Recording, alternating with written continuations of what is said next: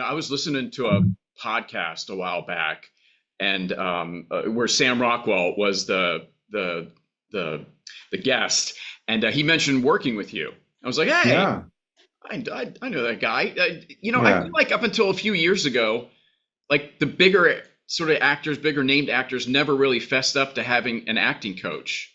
Am I I, wrong about I that? I think it's still mostly true that most actors, I think if they're smart, have a coach, but many of them don't tend to publicize that as if it would make them seem weak or something. Um, so I think that is kind of the culture. I don't hear, when people get awards and thank whoever they thank. It's rare, although Sam has thanked me when he got an Oscar, and that was nice. And Larry Moss got thanked when someone got a Tony, and it happens from time to time, but usually they're sort of the secret for some reason. Yeah, I know Hugh Jackman has talked about it several times.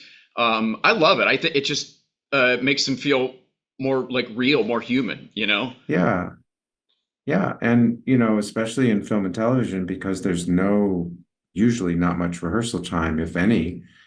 Um, it's very helpful to have another set of eyes helping you to put together your performance, which ultimately on the day you're the one who's going to be doing when they say action.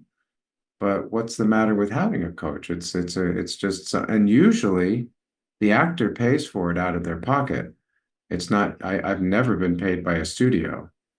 I've always been paid by the actor, which means besides the 10% to their agent and the other 10% to their manager and whatever else goes to their lawyer, they're paying me some money as part of what they do to get ready. Are you like a doctor, like on call, and whenever they need you? I mean, to a certain extent, I try to be loyal to my regulars. And Sam and I have been working together for 35 years, so we go way back. And I remember when he was working on really what was his first, I would say, important job, which was an indie film called Box of Moonlight with John Turturro. I was in Thailand on vacation and beeped in. It was, no cell phone. So I was in a hotel and beeped into my answering machine in New York and heard a panicked message from him saying, I need your help, and arranged through the time zone differences to call him and talk. And I've also gotten calls from him on set when he was doing Iron Man 2. I think some scenes shifted. And maybe he had a scene with Mickey Rourke. I can't remember. So, of course, those things happen and changes happen. But usually, there are coaches who work on set. I have a colleague, Julia Crockett, who works with a lot of actors and especially works with Sarah Paulson. And she's on set with Sarah Paulson. That's their arrangement. I don't go on set. I mean, I have been on set, but it's not my usual thing. So we like to usually just get the work done ahead of time. And then they have a kind of a blueprint for the performance. And then on the day, that's the blueprint. And then if things change, things change, but they have a roadmap. So occasionally, yeah, Yeah. yeah, occasionally I'll get a call in the middle of the night, but not too often. When we first talked back in, I think it was 2021, you actually mentioned that you had just worked with Daniel Craig I for Knives did. Out 2, Glass Yeah, Onion, I think it was called. yeah, yeah, yeah. I asked you, like, why would he need a coach on a role that he just killed like 2 years prior? That was my question. That was my question. I don't know if I shared that at the time, but the first conversation we had, and Daniel's a friend of Sam's. That's how we made that relationship. Sam was good enough to recommend me, and we'd met years before he came along on a session Sam was working on with me in person, and then finally called me for Knives Out too, and we've done three other projects since. But and I said, hey, and I love Knives Out. Our family loves Knives Out, the first one. Um, I said, I don't understand. frankly, why you're calling me. And maybe I'm about to talk myself out of a job because I'd really enjoy working with you, but like, why would you need me? You figured it out. And he said, well, I don't want to repeat myself. Obviously, the character is the character, and I always want to be good. And I think you can help me with that. And it must have been useful to him because he subsequently called me to work on Macbeth on Broadway, and then this movie Queer that he did with Luca Guadagnino, which is going to premiere next month in Venice, and also Knives Out 3, which he's currently shooting in London. So that ended up being lovely, and it's really, he doesn't need any help with me to tell him how to do Benoit Blanc. He solved that.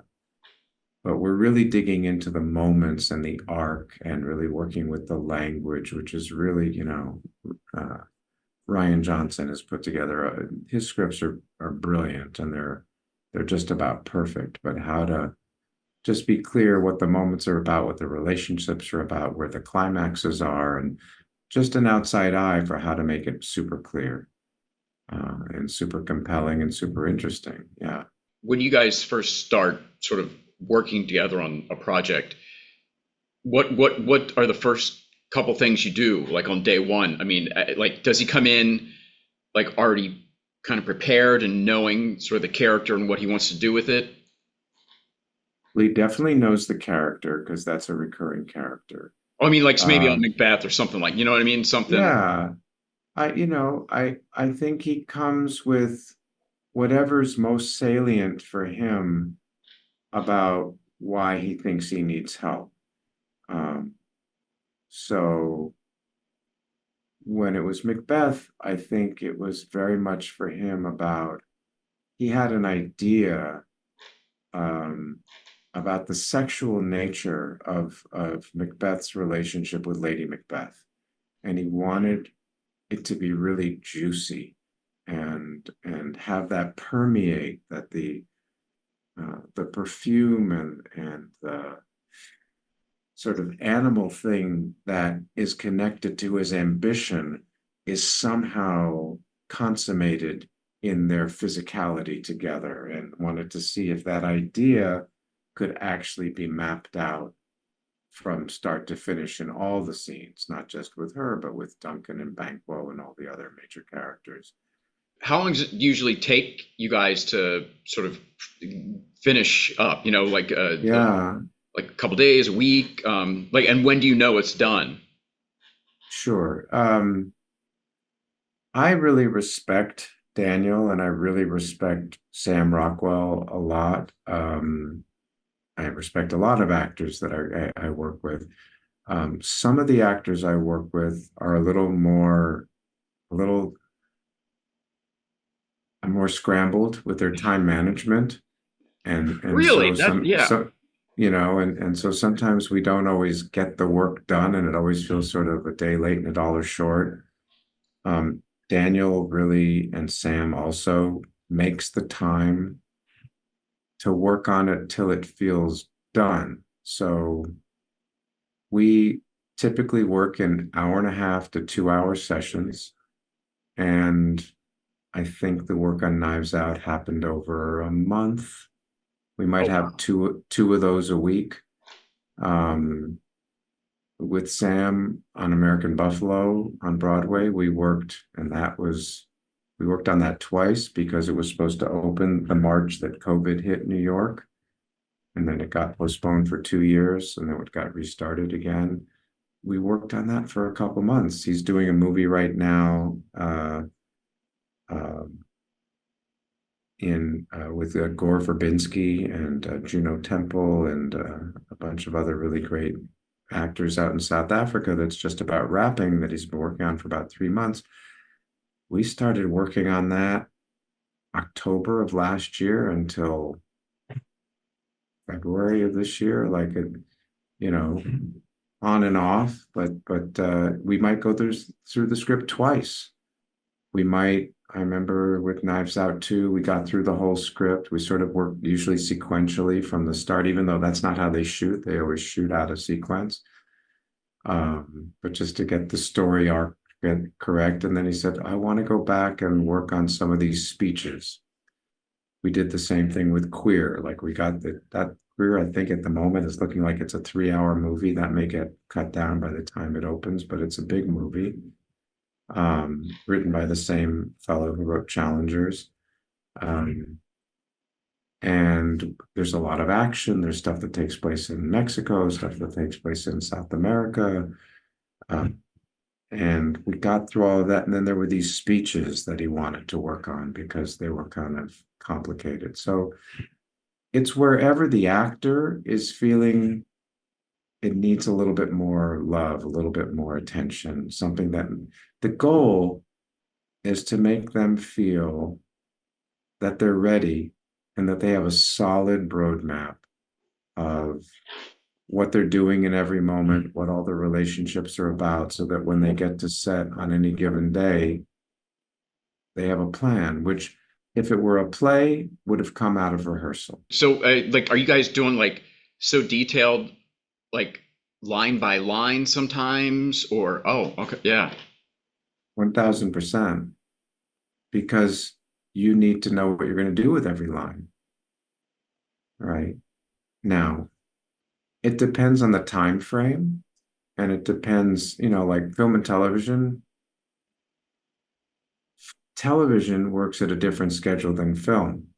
When I worked with Emmy Rossum on Shameless, we did 9 seasons.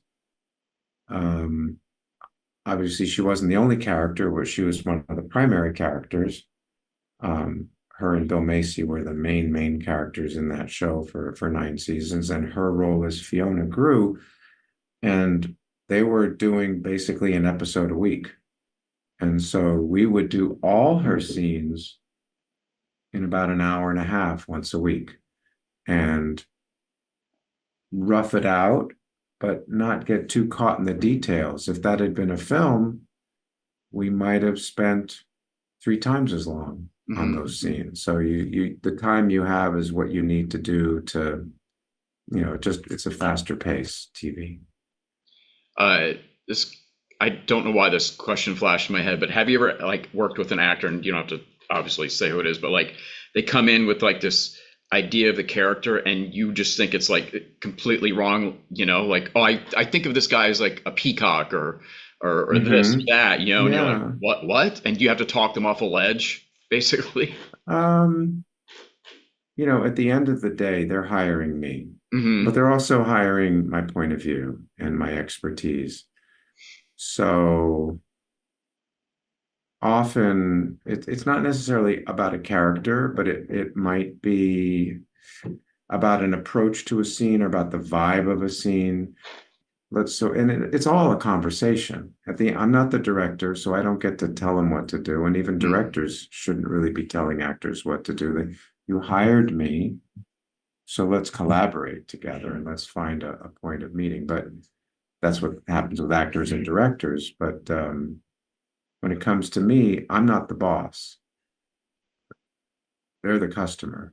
So I can offer what I think. I can make arguments for it in ways that are hopefully like we're trying to get on the same page, but I will support what they need, what they want to do. And at the end of the day, we may have to agree to disagree, but I would say usually they're cooperative because I'm pretty good at script analysis. Your studio, and you're still doing both in-person and online classes? We're not doing too many online classes, but we may bring those back because it may be that for some people that's what's useful if they can't get to New York. So during the pandemic, from March of 2020 until summer of 2021, we were exclusively online. And then fall of 21, I think, we came back and in person, but with masks for a year. And that was a bit strange. So we may bring back online classes. We have a couple of classes. We have a voiceover class. We have a great voiceover teacher named Andy Roth who used to go to a studio with people. And then when COVID hit, you kind of went, oh, I can actually teach this much better online, and the results are better. So, um, but for the most part, we're just in person. It works better in person. Things like kissing and dancing is a little bit hard to do online. True. Yeah. Yeah. You know, Yeah. yeah, I've taken a couple online classes since we last talked. And I mean, I got two kids and it's just hard to, yeah, especially in the evenings, so yeah, it just makes life easier because I really want to still keep on doing classes, but, yeah, you yeah. know, You could do some stuff, and I do a lot of coaching online. yeah. So that's very doable. There's some people I've coached for years I've never met Oh, really? in person. Yeah. Yeah. Well, thank you so much for chatting with me once again. You're Um, welcome. you're What always is the what's the theme of this? What are you going to boil this all down to, or what's your angle on this? I'm just curious. just working with how you work with Daniel Craig and now Sam Rockwell. Just boiling it down to what you do and how you help them, and sort of the process of how those things work. And everybody's different. I'll just say one other thing, like I have to figure out the language that works for them. Like Sam Rockwell happens to have studied with the man who was my teacher and mentor, William Esper. That's where we met. And William Esper was a protege and a student of Sanford Meisner. You probably heard of the Meisner Hmm. technique. So that's the lineage I'm part of. Sam speaks that language. So we can use all the inside baseball terminology of, Meisner calls as ifs particularizations.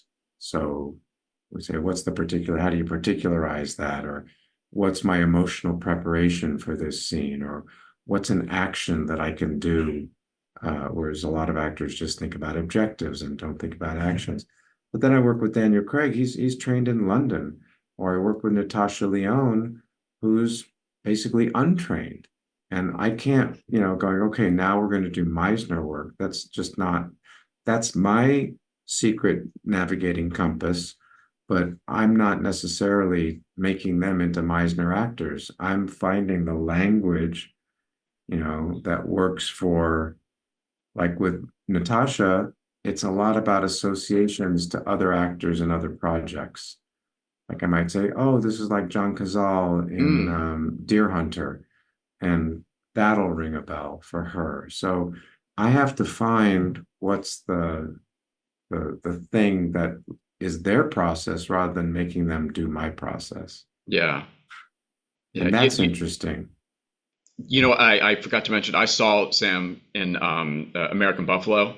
That show was great. Just Yeah, fabulous.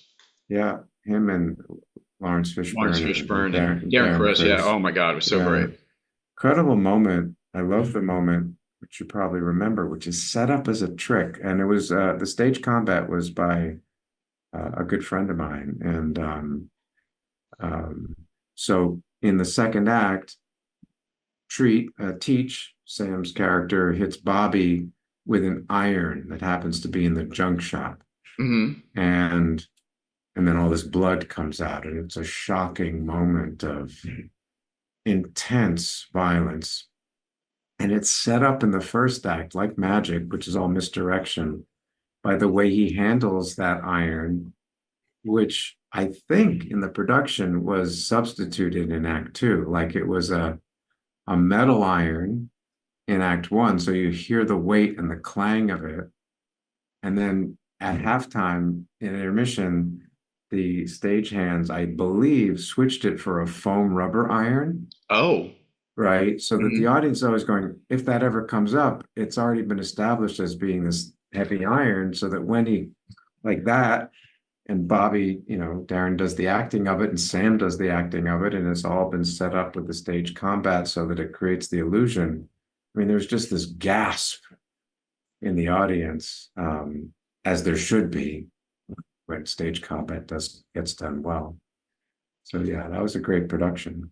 I remember there was just one woman sitting right at the front, right in the front row, and she would just she was eating and kind of like Oh talking back, no. What? and yeah, and it's just so annoying. And then Sam like had this sort of monologue, I feel like, or like long sort of speech.